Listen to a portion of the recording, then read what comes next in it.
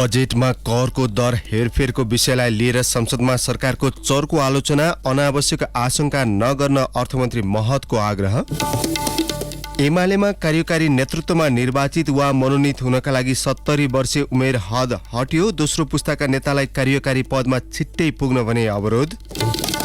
नयाँ र पुराना दलका सांसदहरूद्वारा संसदमा अमर्यादित अभिव्यक्ति दिने प्रवृत्ति मौलाउँदै संसद र जनप्रतिनिधिकै साखमाथि प्रश्नचिन्ह खडा। युक्रेनको खेर्सन राज्यस्थित क्षतिग्रस्त बाँधबाट प्रभावित हजारौं मानिसलाई अन्यत्र सार्नुपर्ने राष्ट्रपति जेलेन्स्कीको भनाई। दिनिप्रो नदीमा ठूलो बाढीको खतरा। र ए डिभिजन लिग फुटबलमा चर्च बोइजलाई डेब्यू म्याचमै उपाधि। पछिल्लो खेलमा 3 स्टारसँग गोलरहित बराबरी। नमस्कार, कान्तिपुर डायरीका साथमा पूजनी र म अनिल। समाचार अब विस्तारमा। अर्थमन्त्री प्रकाश शरण महतले आगामी आर्थिक वर्षको बजेट तथा आर्थिक विधेयक मार्फत परिवर्तन गरेका करका दरहरूप्रति चौतर्फी आलोचना भइरहेको छ। राजस्व बढाउन करका नयाँ आयाम खोज्नुको साटो आम नागरिकका लागि अत्यावश्यक वस्तु तथा सेवामा मूल्य अभिवृद्धि कर तोक्नुका साथै भन्सार र अन्य शीर्षकको कर बढाइएकामा संसदमा समेत प्रश्न उठेको छ। खास गरी बढी क्षमताका विद्युतीय सवारीमा कर घटाएर आधारभूत सवारीमा वृद्धि, महिलाले प्रयोग गर्नै पर्ने सेनेटरी प्याडको भन्सार वृद्धि, बचतको ब्याजमा कर निर्धारण, इन्टरनेटमा कर वृद्धि, शेयर बजार लगायतमा कर परिवर्तन गरिएका कारण सरकारमाथि प्रश्न उठेको हो। खास गरी मध्यम आय भएका नागरिकले खरिद गर्ने कम क्षमताका विद्युतीय गाडीमा कर बढाएर महँगा मूल्यका गाडीमा कर घटाएमा चौतर्फी विरोध भइरहेको छ। प्रमुख प्रतिपक्षी दल एमालेको संसदीय दलका नेता तथा पूर्व प्रधानमन्त्री केपी शर्मा ओलीले सरकारले हेरफेर गरेका करका दरमा व्यापारीहरूको अनुहार प्रश्न झल्किएको टिप्पणी गर्नुभयो। उहाँले हिजो संसद बैठकमा भन्नुभयो, बजेटको करको दर र गाडीको पैठारी एकैसाथ कस्तो संयोग हो, यो कस्तो आकस्मिकता र भूलचुक हो। यसमा अर्थमन्त्रीज्यूको कति हात छ, तपाईका छेउछाउका व्यक्तिहरूको कति हात छ। ओलीको यो अभिव्यक्ति विद्युतीय सवारी साधनमा गरिएको करको दर हेरफेरप्रति लक्षित थियो। सरकारले आर्थिक विधेयक मार्फत 50 देखि 100 किलोवाटसम्मका विद्युतीय सवारीको भन्सार 5% ले बढाएर 15% पुर्याएको छ भने अन्तशुल्क 10% लगाएको छ। तर 100 देखि 200 किलोवाटसम्मका विद्युतीय सवारीमा भन्सार घटाएर 20% र अन्तशुल्क पनि 20% कायम गरिएको छ। यसअघि यी दुवै कर 30% थिए। 200 किलोवाटदेखि 300 किलोवाटसम्म सवारीमा यसअघि 45% भन्सार रहेकामा घटाएर 40% बनाइएको छ। सरकारले इन्टरनेट सेवा प्रवाहमा अत्यावश्यक सामग्री र सिम कार्डको अन्तशुल्क दर बढाएकामा पनि विरोध भएको छ। आर्थिक विधेयक मार्फत सरकारले अप्टिकल फाइबरको अन्तशुल्क 15% बनाएको छ। यसअघि 10% थियो। सरकारले सिम कार्डको अन्तशुल्क पनि 5 बाट बढाएर 10% पुर्याएको हो। सरकारले अप्टिकल फाइबर र सिम कार्डको अन्तशुल्क बढाएपछि सेवा प्रदायकको परल मूल्य बढ्छ। अर्थमन्त्री महतले आर्थिक वर्ष 2080-81 को बजेटमा पनि उच्च क्षमताको अप्टिकल फाइबर मार्फत देशभर ब्रोडब्यान्ड इन्टरनेट सेवा पुर्याउने र आर्थिक रूपान्तरणका लागि हरेक क्षेत्रलाई डिजिटलाइज गर्ने अर्थमन्त्री महतले आर्थिक वर्ष 2080-81 को बजेट मार्फत तयारी सेनेटरी प्याडको भन्सार दर 1.5 बाट बढाएर 5% पुर्याउनु भएको छ। सरकारले बैंक तथा वित्तीय संस्थामा बचत गर्ने निक्षेपकर्ताले पाउने ब्याजमा लाग्दै आएको करको सीमा बढाएर 6% पुर्याएको छ। यसअघि निक्षेपकर्ताले पाउने ब्याजमा 5% कर लाग्दै आएको थियो। यसैबीच बजेट निर्माणमा बाहिरी व्यक्तिलाई संलग्न गराइएको भन्दै प्रतिनिधि सभामा उत्पन्न विवाद सरकारको जवाफपछि साम्य भएको छ। बजेट निर्माणका क्रममा पूर्व नायब सुब्बा रामकृष्ण श्रेष्ठ करका दर हेरफेर गराउने कार्यमा सहभागी भएको दाबीसहित सञ्चार माध्यममा आएको समाचारको आधारमा प्रतिपक्षी एमाले, राष्ट्रिय स्वतन्त्र पार्टी राप्रपा र नेपाल मजदुर किसान पार्टीले आपत्ति जनाएका थिए। ती दलका सांसदले सो विषयमा अर्थमन्त्री प्रकाश शरण महतले जवाफ दिनुपर्ने र संसदीय समिति गठन गर्नुपर्ने माग गरेका थिए। तर अर्थमन्त्री महतले जवाफ दिएपछि विवाद साम्य भएर प्रतिनिधि सभाको बैठक नियमित बिजनेसमा फर्किएको छ। विपक्षी दलका सांसदले उठाएका सवालको जवाफ दिँदै अर्थमन्त्री महतले बजेट निर्माणमा आफूले इमानदार भएर गरेको काममा आशंका नगर्न आग्रह गर्नुभयो। उहाँले करका दर हेरफेरमा कुनै घुसपेट नभएको र अनधिकृत व्यक्तिको संलग्नता नभएको उल्लेख गर्नुभयो। बजेट निर्माणमा आधिकारिक प्रतिनिधिबाट स्वतन्त्रतापूर्वक काम भएको मन्त्री महतको दाबी छ। अनाधिकृत मान्छे पस्यो, बाहिरबाट आयो, त्यसैले सम्पूर्ण चलखेल गर्यो भन्ने जस्तो भाष्य प्रयोग गरेर नियोजित रूपमा कसैले गर्दियो भने अब त्यो नै सत्य हुने। हामी सबै असत्य, हामी चाहिँ खालि झुटा नराम्रो काम गर्न बस्या, त्यो त हुन सक्दैन। कसैले लेखिदियो ऊ चाहिँ सत्य भयो। जो हामी एउटा जिम्मेवारी ल्याछौँ, कसम खाछौँ, इमान्दारितामा 1 इन्च पनि 1 रौँ पनि कहीँ कतै हल्लिया छैन। त्यही भएर भेस्टेड इन्ट्रेस्टहरू जसको चाहिँ निजी स्वार्थ छ, ती निजी स्वार्थ भएकाहरू पछि लागेका छ। कुरो यही हो, यो भन्दा अर्को केही कुरै छैन।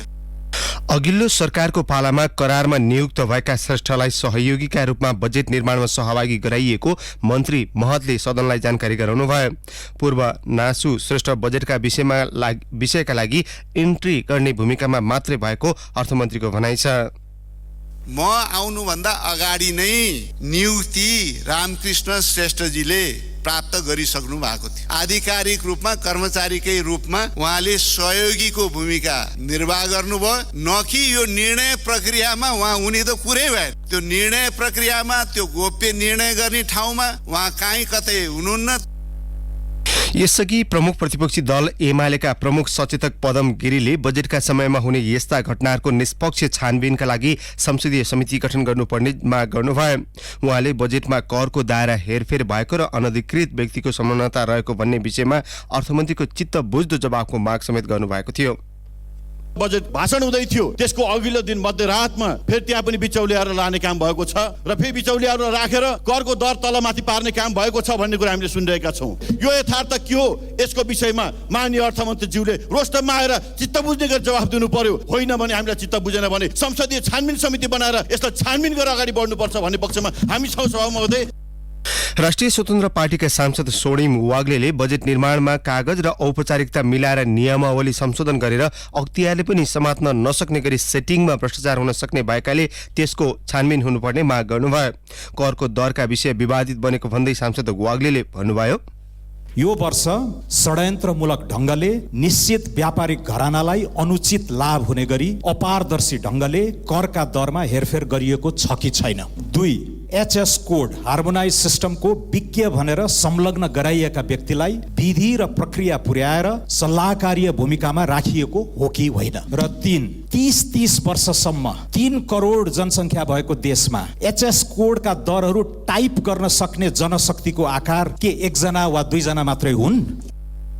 कांग्रेस सांसद रामहरि खतिवड़ाले पूर्व नासु श्रेष्ठलाई विज्ञको रूपमा गरिएको नियुक्तिबारे सरकारले सदनलाई जानकारी गराउन माग गर्नुभएको थियो। उहाँले भन्नुभयो, बेरोजी विशेषज्ञको रूपमा नियुक्ति गर्दाखेरि उहाँलाई कार्यक्षेत्र चालु आर्थिक प्रकाशन परिचय पत्र संग्रहालय अवधि गरी छापाखाना पठाउने, भन्सारको राजस्व छुटको प्रभाव अध्ययन गर्न, तथ्याङ्क संकलन गर्न तथा विश्लेषण गर्ने अधिकार दिएको छ। त्यति मात्र होइन, आर्थिक ऐन 2080 को तर्जुमा गरेर प्रारम्भिक मसौदा तयार गर्न भन्सारको उपसमितिको सचिवालयमा राय सुझाव संकलन सम्बन्धी कार्य गर्ने अधिकार दिएर तत्कालीन अवस्थामा के का लागि नियुक्ति गर्यो र कसले नियुक्ति गर्यो, अर्थमन्त्रीलाई म जवाफ दिन आग्रह गर्छु सभामुख महोदय। तत्कालीन अर्थमन्त्री जनार्दन शर्माको कार्यकालमा अघिल्लो वर्ष बजेट निर्माणका क्रममा बाहिरी व्यक्ति संलग्न भएको आरोप लागेको थियो। सोही विषयका कारण शर्माले अर्थमन्त्रीबाट राजीनामा दिनु परेको थियो।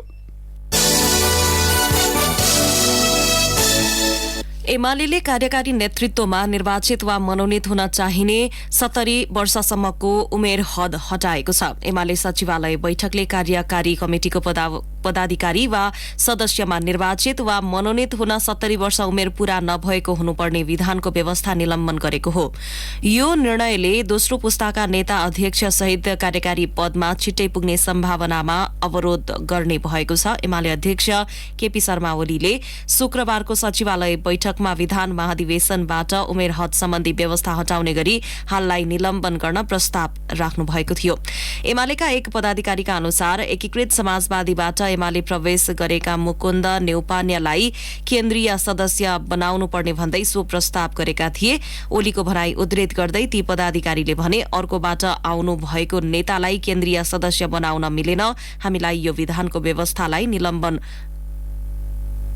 गरौं। नेउपान्यले 72 वर्षका छन्। ती पदाधिकारीका अनुसार अध्यक्ष ओलीले पहिलेदेखि नै उमेर हद सम्बन्धी व्यवस्था रुचाउनु भएको थिएन। एमाले उपाध्यक्ष युवराज गेवालीले कार्यकारीका लागि उमेर हद राख्ने कि हटाउने भन्ने विषयमा विधान महाधिवेशनले निर्णय गर्ने बताउनुभयो। शुक्रबारको सचिवालय बैठकले संगठनको जिम्मेवारी व्यापक हेरफेर गर्नुका साथै नेउपान्य सहित 17 जनालाई केन्द्रीय सदस्यमा मनोनयन गरेको थियो। बैठकपछि उपमहासचिव प्रदीप गेवालीले अन्य विषयमा जानकारी गराए पनि विधानको व्यवस्था निलम्बन गरिएको बारे केही उल्लेख गरेका थिएनन्।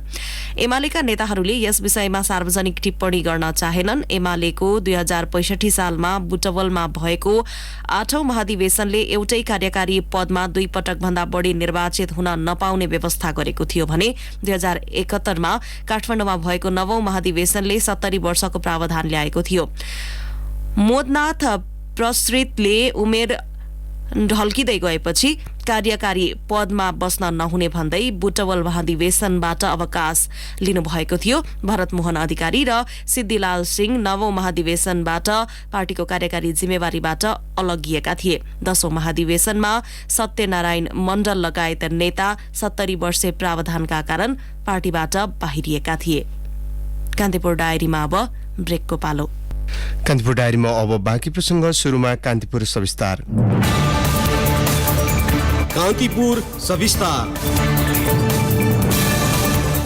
पछिल्लो समय संसद बैठकमा सांसदहरू अमर्यादित रूपमा प्रस्तुत हुन थालेका छन्। सत्ता पक्ष र प्रतिपक्षी दलका सांसदहरू एक अर्कालाई आलोचना गर्ने क्रममा संसदीय मर्यादा विपरीतका गतिविधिमा उत्रिन थालेको भन्दै आलोचना भइरहेको छ।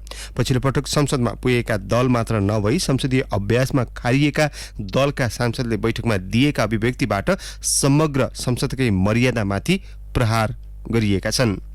गत वैशाख 26 गतेको प्रतिनिधि सभा बैठकमा सर्लाही 4बाट निर्वाचित स्वतन्त्र सांसद अमरेश कुमार सिंहले आफूलाई बोल्न समय नदिएको भन्दै कपडा खोलेर संसदीय मर्यादाको उल्लङ्घन गरे। संसदमा सिंहले लुगा खोलेर अमर्यादित कार्य गरेपछि कांग्रेस, एमाले, राष्ट्रिय स्वतन्त्र पार्टी र राप्रपाका सांसदले उठेर विरोध जनाएका थिए। सभामुख देवराज घिमिरेले संसद बैठकमा अशिष्ट, अश्लील, अपमानजनक र आपत्तिजनक व्यवहार नदेखाउन बारम्बार चेतावनी दिए। गत माघ 5 गते प्रतिनिधि सभामा जनमत पार्टीका सांसद सीके राउतले मधेस आन्दोलनका शहीदको सम्झनामा रोस्टमबाट सभामुखको अनुमति बिना नै संसदमा मौन धारण गराए। प्रतिनिधि सभाको सोमबारको बैठकमा प्रधानमन्त्रीको भारत भ्रमणबारे जानकारी दिने क्रममा भारतले दिने भनेको राङ्गाको प्रसङ्ग उठेपछि होहल्ला नै भयो। प्रधानमन्त्री पुष्पकमल दाहाललाई प्रश्न सोध्ने क्रममा राष्ट्रिय स्वतन्त्र पार्टीका सांसदले भारत भ्रमणमा गएका प्रधानमन्त्री भैँसी चढेर आएको भनेपछि सत्ता पक्षका सांसदले आपत्ति जनाए। संसदमा होहल्ला भएपछि सभामुख देवराज घिमिरेले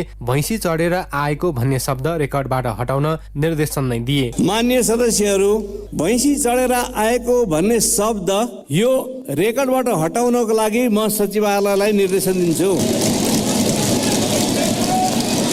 जनप्रतिनिधि मर्यादित, सभ्य र शिष्ट हुनुको सट्टा एक अर्काको गाली गलौज र आलोचनामा उत्रिँदा पटक पटक संसदीय मर्यादा उल्लङ्घन भएका घटना थुप्रै छन्। संविधान सभामा पनि सभासदले चप्पल हान्ने, संसदको कुर्सी तोडफोड गर्ने, अर्थमन्त्रीको ब्रिफकेस खोस्ने, आफ्नै लुगा च्यात्ने जस्ता गतिविधि गरेर संसदीय मर्यादा उल्लङ्घन गरेका घटना छन्। 2071 माघ 5 मा संविधानका विवादित विषयप्रति विरोध गर्दै माओवादी सभासद उमेश यादवले संविधान सभाकै कुर्सी उठाएर फ्याँकेका थिए। 2078 भदौ 25 मा सभामुख अग्निप्रसाद सापकोटाको विरोध गर्दै एमाले सांसद रेखा झाले माइकले हान्न खोजेकी थिइन्। संसदमा रहेको सत्तारूढ र प्रतिपक्षी दल संसदीय अभ्यासमा निकै खारिएर आएका दल हुन्। यस्तो अवस्थामा पनि संसदभित्र संसदीय गरिमा र मर्यादा विपरीतको भाषा शैली व्यवहार हुनुले यो व्यवस्थाकै बदनाम भएको बताउँछन् संसदीय मामिलाका जानकार सूर्य किरण गुरुङ। धेरै अनुभवी सांसदहरू, मन्त्री भइसकेका सांसदहरू त्यसरी उफ्रिरहेछन्। त्यसकै अनुसरण तपाईँको प्रदेश सभाहरूमा चाहिँ यसको चाहिँ प्रतिबिम्ब देखिन्छ होइन।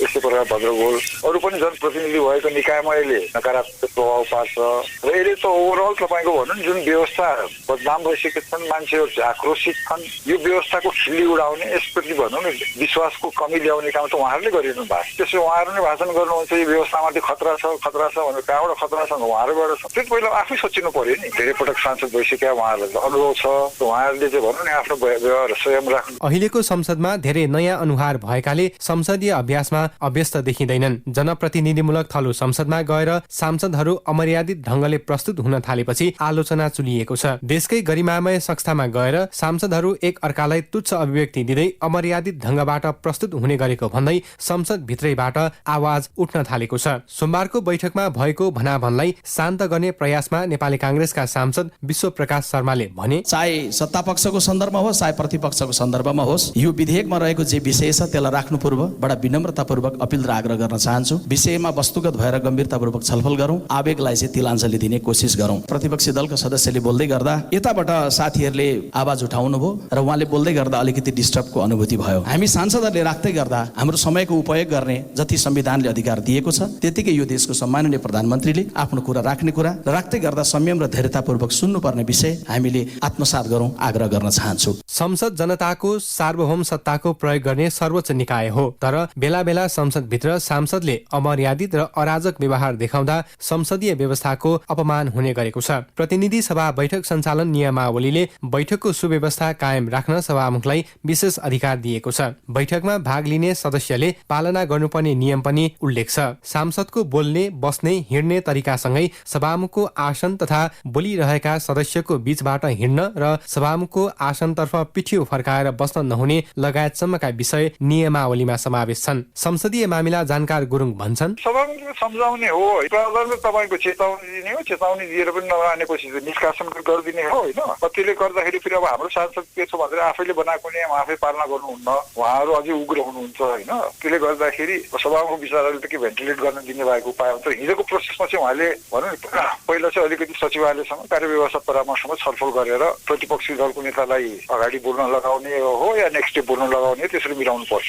जनप्रतिनिधिहरू अभद्र शैलीमा प्रस्तुत हुनुले भोलिका दिनमा संसदीय गरिमा र मर्यादा दिनानुदिन खस्किँदै जाने निश्चित छ। त्यसमाथि राष्ट्रिय महत्वका गम्भीर मुद्दा छाडेर झिना मसिना विषयमा घोचपेच गर्ने शैलीले जनताबाट निर्वाचित प्रतिनिधिकै साख समेत गुम्ने जोखिम बढाएको छ। त्यसैले संसदीय अभ्यासको सन्दर्भमा भन्ने गरिएको छ, सभामा बस्नका लागि व्यक्ति सभ्य हुनु पहिलो शर्त हो। रेडियो कान्तिपुरका लागि सूरज राजथला। कान्तिपुर सविस्तार।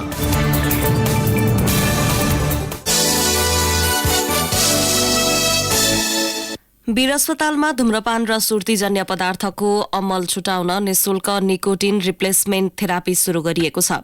जेठ सत्रमा शुरू थेरापीमा 90 जनाले सेवा लिइसकेका छन्। सेवा लिन आउनेमा 17 देखि 70 वर्षसम्मका महिला तथा पुरुष छन्।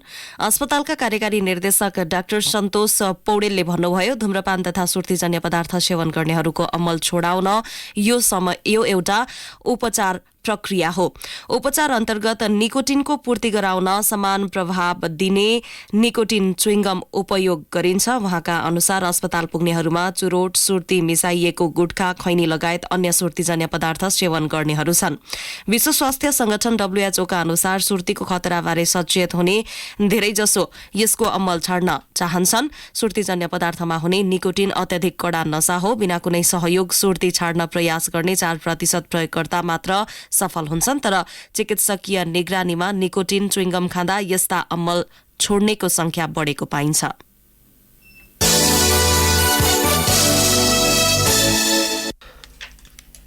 नक्कली भुटानी शरणार्थी प्रकरणमा जारी थुन्चेक बहसको तेस्रो दिन अधिवक्ताले जिकिर गरे खास कसुरदार बाहिर छाडेर मुद्दाको कारबाही अगाडि बढ्यो भने के हुन्छ, तिनलाई पक्राउ गरी अनुसन्धान अघि बढाउन अदालतले आदेश दिनुपर्छ श्रीमान। यस्तो आदेश यही अदालतले दिएको नजिर समेत पनि छ।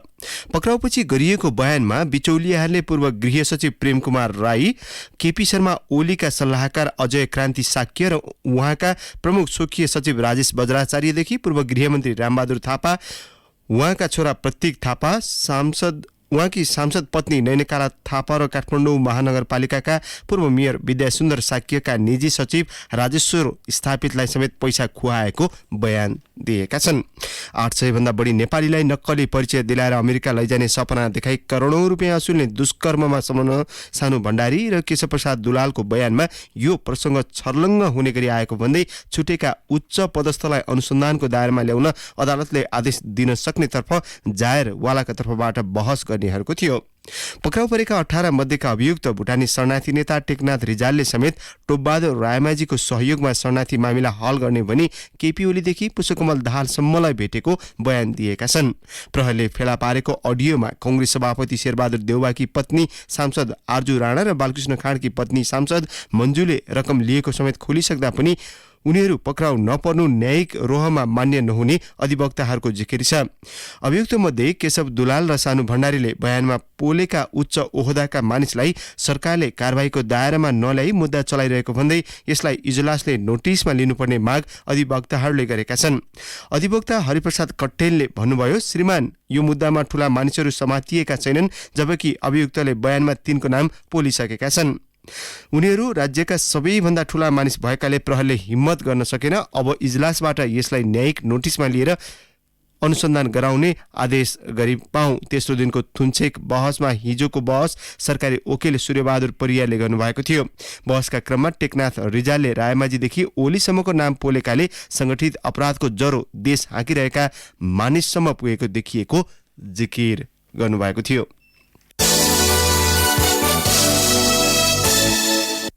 त्रिभुवन विश्वविद्यालयले लोकसेवा आयोगको परीक्षामा वैकल्पिक सूचीमा परेका उम्मेद्वारलाई करार सेवाका कर्मचारीमा नियुक्त गर्ने भएको छ। त्रिवी सेवा आयोगले समयमा जनशक्ति पदपूर्ति गर्न नसक्दा क्याम्पस विभागले मनोमानी रूपमा करार कर्मचारी नियुक्ति गर्ने प्रवृत्ति रोक्न मापदण्ड लागू गरेको हो। कार्यकारी परिषदबाट स्वीकृत त्रिवी करार सेवामा कर्मचारीको नियुक्ति सम्बन्धी विनियममा वैकल्पिक सूचीमा समावेश उम्मेद्वार बीच प्रतिस्पर्धा गराएर मात्र नियुक्ति दिन पाइने व्यवस्था छ। यसअघि विभाग, क्याम्पस लगायत निकायले आफू खुसी र पहुँचका आधारमा कर्मचारी नियुक्ति गर्दै आएका छन्।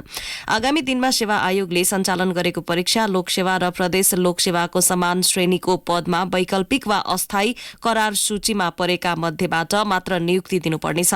यी निकायको सबैभन्दा पछिल्लो परीक्षाका वैकल्पिक उम्मेद्वारबाट छनौट गर्नुपर्ने व्यवस्था गरिएको हो। उपकुलपति धर्मकान्त बास्कोटाले विश्वविद्यालयमा कर्मचारी नियुक्तिमा एकरूपता र मनोमानी रोक्न विनियम लागू गरिएको जनाउनुभयो। त्रिवी शिक्षण अस्पतालले सो विनियमका आधारमा करार कर्मचारी नियुक्तिको प्रक्रिया थालेको छ।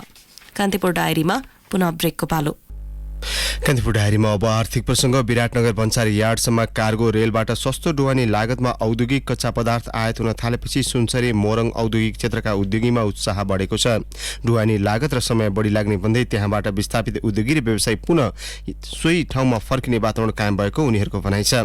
जोगबेनी नाकाबाट हुने व्यापार बढ्ने तथा भन्सार राजस्व असुलीमा पनि सुधार आउने सम्बद्ध पक्षको विश्वास कार्गो रेल सेवा विश्वास रहेको छ। कार्गो रेलबाट कच्चा पदार्थ आयात गर्दा कन्टेनर र ट्रकको दाँजोमा झन्डै 40% ढुवानी खर्च कम लाग्दा औद्योगिक उत्पादनको लागत कम भएर उपभोक्तालाई पनि राहत पुग्ने व्यवसायीले उल्लेख गरेका छन्। अब अन्तर्राष्ट्रिय प्रसंग। युक्रेनको खेर्सन राज्य स्थित क्षतिग्रस्त बाँधबाट प्रभावित हजारौं मानिसलाई अन्यन्त्र सार्नुपर्ने भएको छ। बाँध फुट्दा आसपासका 80 शहर र गाउँलाई अन्यन्त्र सार्नुपर्ने अवस्था आएको युक्रेनका राष्ट्रपति भोलोदिमिर जेलेन्स्कीले बताउनु भएको छ। दिनिप्रो नदीमा ठूलो बाढीको खतरा समेत बढेको छ। सो बाँधमा रुसले नोक्सानी पुर्याएको युक्रेनले दावी गरे पनि मस्कोले भने अस्वीकार गरेको छ। युरोपको सबैभन्दा ठूलो जापोरिजिया आणविक केन्द्रदेखि रुस नियन्त्रित क्राइमियामा समेत सो बाँधको पानी प्रयोग हुँदै आएको छ। युक्रेन सरकारको स्वामित्वमा रहेको जलविद्युत आयोजनाको बाँध भत्किँदा विद्युत उत्पादनमा समेत प्रभाव परेको छ। बाँधको पानीलाई जापोरिजिया आणविक केन्द्रको चिस्यानका लागि प्रयोग गरिँदै आएको थियो। अब खेल प्रसंग। शहीद स्मारक ए डिभिजन लीगको उपाधि चर्च बोइज युनाइटेड क्लबले जितेको छ। एक खेल बाँकी छँदै डेब्यू सिजनमै चर्च बोइजले उपाधि उचालेको हो। चर्च बोइज शहीद स्मारक ए डिभिजन लीगको 44औं संस्करणको उपाधि जित्ने 16औं टिम भएको छ। त्रिपुरेश्वर स्थित दशरथ रङ्गशालामा भएको खेलमा चर्च बोइजले हिजो 3 स्टारसँग गोल रहित बराबरी खेलेको हो। उपाधि जित्नका लागि चर्च बोइजलाई 3 स्टार विरुद्धको खेलमा 1 अङ्क मात्रै आवश्यक थियो। यो बराबरीपछि चर्च बोइजको 45 अङ्क भएको छ। दोस्रो स्थानको मचिन्द्रको 39 अङ्क छ। उसको 2 खेल खेल्न बाँकी छ। यी दुवै खेलमा मचिन्द्र विजयी रहे पनि उसको 45 अङ्क हुनेछ र चर्च बोइजसँग बराबरी गर्नेछ। तर हेड टु हेडका आधारमा चर्च बोइज शीर्ष स्थानमा रहनेछ। अब मौसम सम्बन्धी जानकारी। मुलुकका पहाडी भूभागका केही स्थानमा मेघगर्जन चट्याङसहित हल्का वर्षाको सम्भावना रहेको जल तथा मौसम विज्ञान विभागले जनाएको छ। केही बेर अघि 19 डिग्री सेल्सियस मापन गरिएको काठमाडौँ उपत्यकाको अधिकतम तापक्रम आज 30 डिग्री सेल्सियस पुग्नेछ। सूर्योदय बिहान 5 बजेर 7 मिनेटमा भयो भने सूर्यास्त भरै साँझ 6 बजेर 58 मिनेटमा हुनेछ। हवस् त, प्रसङ्गसहित कान्तिपुर डायरीको यो बुलेटिन अहिलेलाई यहीँ सकिन्छ। साथी पूजनी र म अनिल बिदा माग्छौँ। नमस्कार।